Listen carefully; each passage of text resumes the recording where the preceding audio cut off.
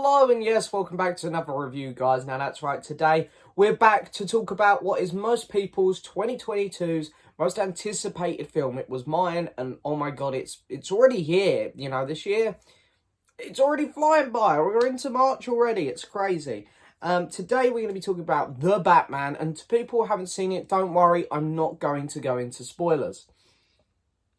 So, let's talk about this movie, because oh my freaking god, it was just what I wanted. I don't want to say it was what I was expecting, because I was expecting it to be really good, but there's always that worry when you build up a film, that you build it up so much that then it comes out and it does disappoint. This one genuinely didn't. It come out and this is great. This is a great movie.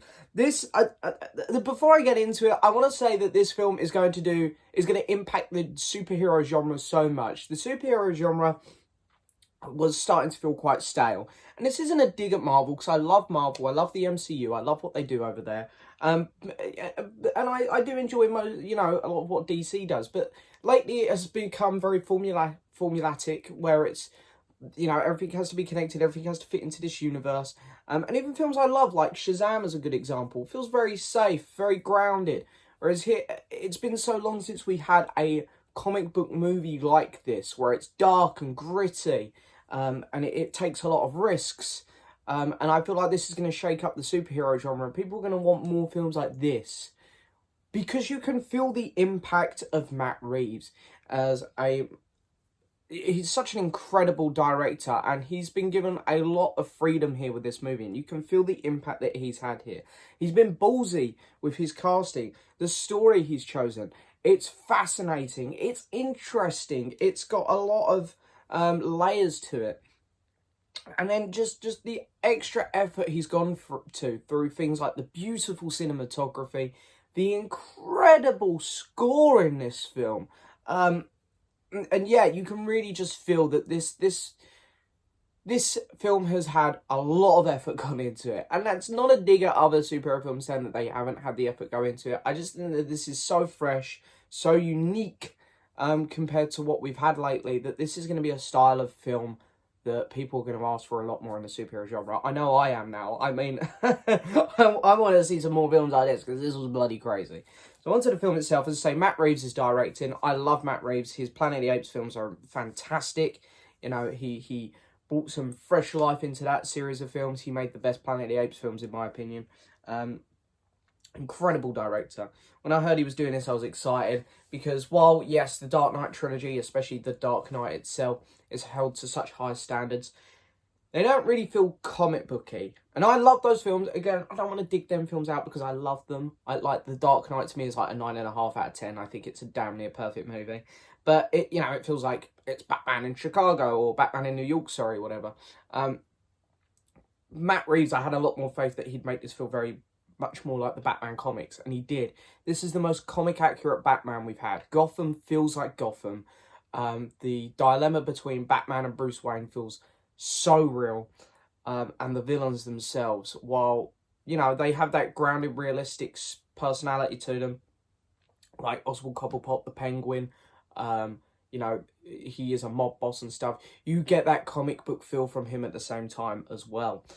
So I think there's a great mirroring there of realistic, making this film feel real, and bringing you a comic book. I think this film does that so well. And as I said, the story itself is just really intelligent. I was so curious as to where it's going. It's great to see Batman be a detective, because we haven't really had that too much. We've had little hints of it in the Dark Knight trilogy. Ben Affleck's Batman, I don't think he even attempted to be much of a detective, unfortunately. Here, he's being a detective, and it's great. It reminded me of some of the animated films like Gotham by Gaslight, where it's like, oh my god, yeah, this is Batman being a detective. This is great. The casting, I was always on board with Robert Pattinson. I genuinely was. I was always like, yeah, I'm going to give this guy a chance, because I kind of shout on Ben Affleck, and he turned out to be a good Batman, even though his films weren't the best. But Robert Pattinson was fantastic. Zoe Kravitz was also great as Catwoman in this. She killed it. Every scene she was in was brilliant. Jeffrey Wright, he's just so amazing. I love this man's voice. He actually had a much bigger presence in the movie than I was expecting. He's a really good Jim Gordon. Really happy with that. For me, Colin Farrell was maybe my favourite in this. His performance as the Penguin was brilliant. I've always been a huge fan of the Penguin. I've always wanted to see him come back in the movies because, Danny DeVito's one's a bit cheesy. I was really excited to see a real gritty Penguin in a movie, and we got it here, and it was great. Colin Farrell was just so amazing. And then, of course, Paul Dano was the Riddler, and again, so amazing. Every scene he was in, he stole. Just incredible. I didn't know John Turturro was in this. I didn't know he was in the movie. Playing, of course, Falcone. It was really cool to see him in a serious role. I've only ever seen him do comedy, so that was fun. And then, of course, Andy Serkis as well as Alfred. Such great casting choice. And someone pointed this out on Twitter the other day, and I completely agree with it. We've never had a bad casting for Alfred. So great. I love Jeremy Irons, though. I'm a bit sad that he's not playing Alfred anymore. But, yeah, Andy Serkis was fantastic. And yeah, I don't really know what else I can say about this movie, to be honest. The runtime's pretty perfect. It flew by like that. 3 hours, I know it seems like a long time, but for this movie, you get so invested. And yeah, there was just some amazing shots. Like, the cinematography was gorgeous. The opening, I thought, was amazing. There's a whole big reveal at the start, the first 5 minutes, to where we're going to see Batman. Where is he? He's in a shadow somewhere. And I just thought the way it was filmed, along with the score, was just beautiful. And yeah, as I say, the score itself was incredible. The Riddler's theme was my personal favourite.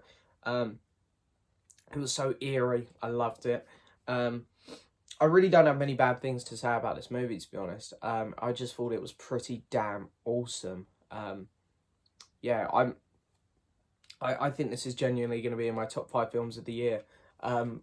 So yeah, this film really isn't going to move about much on my Letterboxd ranking, I don't think.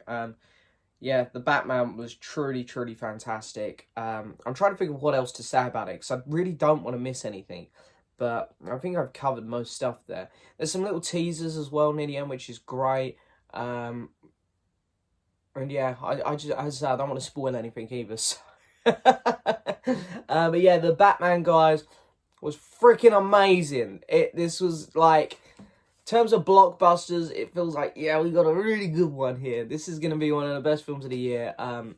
Hey, I don't even know what could possibly top this year. I don't know. But yeah, if you haven't seen it, guys, go see it. It's, without a doubt, one of the best films of the year. I'm going to give it a 9 out of 10. Yeah. God, crazy. Yeah. I want to say it's my favourite. I think it's the best comic book Batman movie. I think it's the most comic accurate one. But I don't know if I'd quite put it over The Dark Knight. It's really on the same level, though. It's either a notch above The Dark Knight or a notch under, or, it's really up there. That's how good this movie is. And that's genuinely not me living... I watched this film last night. I've had a bit of time for it to sink in. I just feel like with this movie, it captures the comics and the character of Batman a lot better. But then there are aspects of The Dark Knight I prefer, for sure. So it's hard to compare them. But I know people are going to do it, so I'm doing it as well. Anyway, The Batman, guys, let me know in the comments if you've seen it and what you think of the movie. Don't forget to hit that subscribe button, like the video, leave a message. And as always, I'll see you next time for another video. Bye-bye.